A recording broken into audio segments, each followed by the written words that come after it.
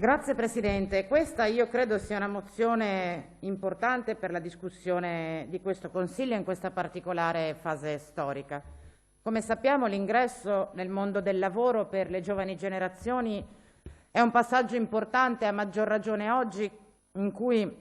la pandemia ha fortemente acuito le incertezze per i ragazzi di entrare e cominciare a lavorare. L'oggetto della mozione è appunto quella di chiedere alla Regione un impegno in riferimento al tema dei tirocini extracurricolari o degli stage,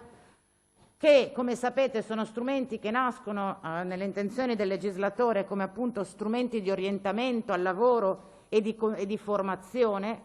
che devono essere utilizzati in casi particolari proprio per favorire la formazione dei giovani che si apprestano al mondo del lavoro. Proprio per questa loro natura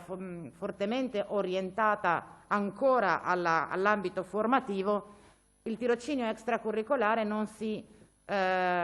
definisce come un vero e proprio contratto di lavoro. Ha una retribuzione molto bassa che a livello nazionale viene delegata alle regioni in virtù dell'articolo 117 della Costituzione.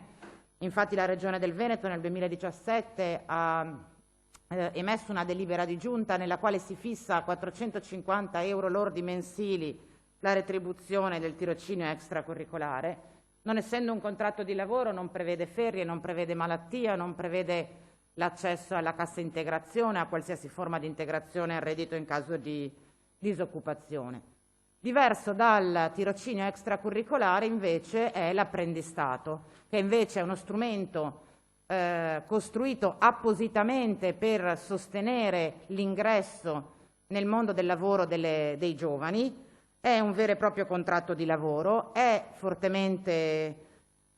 tutelato. Ora, come sappiamo, come i colleghi sanno, la tendenza che spesso si registra nel mondo del lavoro è quella di un utilizzo, un abuso quasi, dei tirocini extracurricolari proprio perché sono forme di rapporto di lavoro non tutelati e che costano molto meno, a discapito invece dello strumento che principalmente andrebbe utilizzato quando i ragazzi entrano nel mondo del lavoro, e cioè l'apprendistato.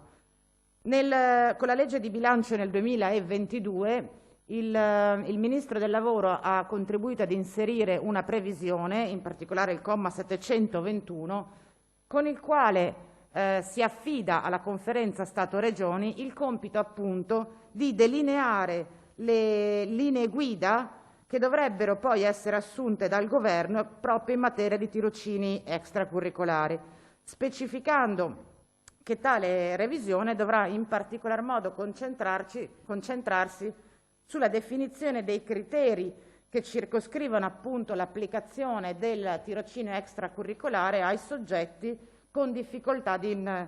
inclusione sociale. Il legislatore nazionale, insomma, ha individuato, io credo giustamente, nella conferenza Stato-Regioni, lo spazio politico all'interno del quale la politica appunto possa dare delle indicazioni per un utilizzo più coerente con le finalità con cui questi strumenti sono stati pensati. Con questa mozione dunque chiediamo alla Giunta regionale di impegnarsi su questo tema all'interno della conferenza Stato-Regioni e in particolare di ragionare, di approfondire su questa definizione di soggetto in difficoltà, nel senso che certo il tirocinio extracurricolare o lo stage non retribuito può essere un'opportunità che alcuni giovani hanno per continuare il loro percorso di formazione,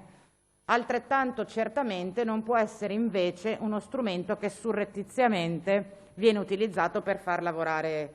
i ragazzi. Ad esempio, io penso che la definizione di soggetto con difficoltà di inclusione sociale possa certamente includere persone che presentano dei livelli di difficoltà oggettiva, penso al soggetto migrante, al disabile, piuttosto che ad altre condizioni di esclusione sociale, ma ad esempio non credo che il semplice stato di disoccupazione possa essere una condizione sufficiente per poter preferire lo strumento del tirocinio anziché la formula dell'apprendistato. Peraltro E vado a concludere, Presidente, l'argomento di come mettere mano in generale a tutti gli strumenti che dovrebbero accompagnare i giovani all'ingresso al mondo del lavoro, credo che sia un argomento di forte attualità. Chiediamo dunque alla Giunta regionale di impegnarsi nella redazione di queste linee guida, di utilizzare quello spazio politico che il legislatore nazionale ha dato alle regioni